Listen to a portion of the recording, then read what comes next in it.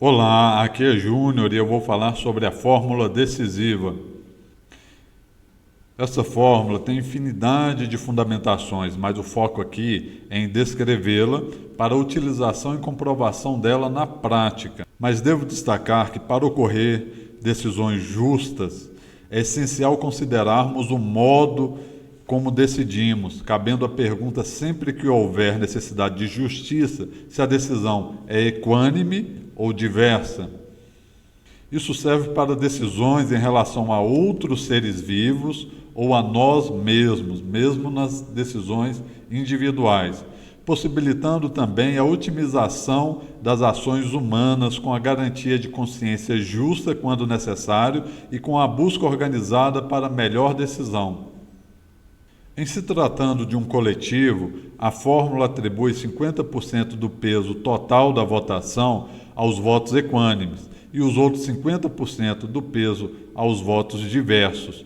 Eis aqui a referida fórmula, que é universal e de minha autoria. Essa fórmula é baseada no âmago dos seres vivos, inclusive no funcionamento do pensamento humano, e não contradiz o sufrágio universal, devendo se perguntar o modo de votação de cada decisão e não apenas a opção escolhida.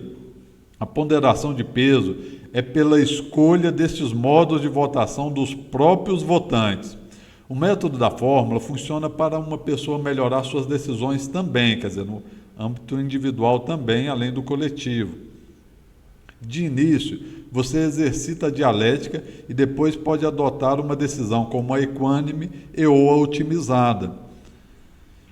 Ou seja, em caso de dúvida, primeiro se volta o pensamento para um lado e depois para o outro, e em seguida se volta o pensamento à equidade, que representa o país, a humanidade ou todos os seres vivos. Ou a otimização, né? Se voltar o pensamento à otimização, para assim se tomar a melhor decisão. O pensamento dessa última etapa desempata os outros dois, sendo que estes outros dois são também essenciais, pois eles configuram a dialética, né? Oposição de ideias, voltar o pensamento para um lado, para o outro, né? Em se tratando de litígio, é importante que os dois lados percebam a importância da dialética, né? De litígio é envolvendo duas ou mais pessoas, né? E da consciência equânime. E nos momentos necessários para tanto, né? A importância da dialética, a importância da consciência equânime, mas nos momentos apropriados para tanto. Assim, de início se adota a dialética ou a suspensão de juízo. Após o diálogo livre, cada lado pede o posicionamento equânime do outro e também se posiciona de forma equânime. Se assim ocorrer, deve-se haver acordo, pois o pensamento equânime de um lado deve convergir com o do outro, pois inclusive se trata de algo universal.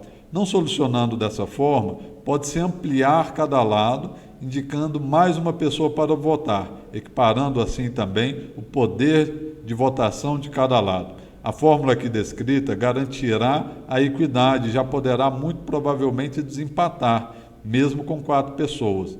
Caso não solucione ou queira se recorrer, pode-se ampliar o colegiado, cada lado indicando 2 votantes, e assim por diante, podendo-se antes combinar um limite de recursos possíveis, né? De início pode-se combinar, você vai poder recorrer 1 vez, 2 vezes, 3 vezes, né? A validade da presente fórmula pode ser confirmada de forma empírica, inclusive desde já, com este vídeo. Pode-se pensar em algo que necessite de uma decisão justa e ou possa ser otimizada. A equidade por si só também pode otimizar as ações humanas. Em exemplo, pode-se ter 2 opções, sim ou não, binário, né? Onde seja necessário decidir se uma ou outra é justa. Aí você pensa num exemplo real aí, possibilitando-se ao menos 2 momentos para se constituir a dialética, ou seja, em um momento se volta o pensamento para a defesa do sim ou contra o não. Em outro momento se volta o pensamento para a defesa do não ou contra o sim.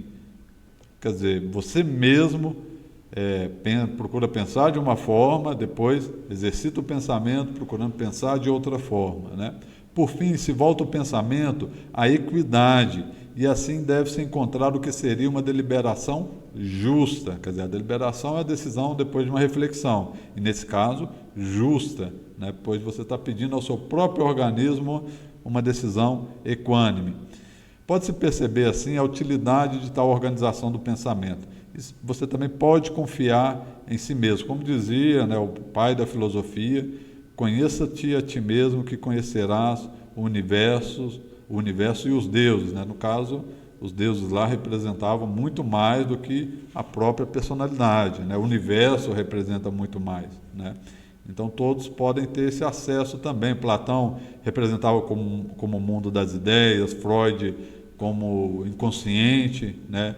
Jung como inconsciente individual, coletivo, né? O inconsciente coletivo como a base para todas as culturas. Quer dizer, é muita informação, né? Dentro de nós tem muita informação, então você pode confiar, né, que você pode sim encontrar a melhor decisão dentro de si mesmo, né? No caso aí do campo individual, já podendo fazer esse teste, mas a fórmula é voltada também ao coletivo, e aí as decisões conjuntas podem ser bem organizadas e ter essa garantia de equidade. Dessas formas, sejam nas decisões mais gerais, sejam nas mais específicas, pode-se e deve-se confirmar na prática a validade da referida fórmula. Para dúvidas, entre em contato comigo. Meu e-mail é glcostajr@gmail.com. G de Geraldo, L de Luiz, Costa por extenso, JR de Júnior, @gmail.com. Abraços.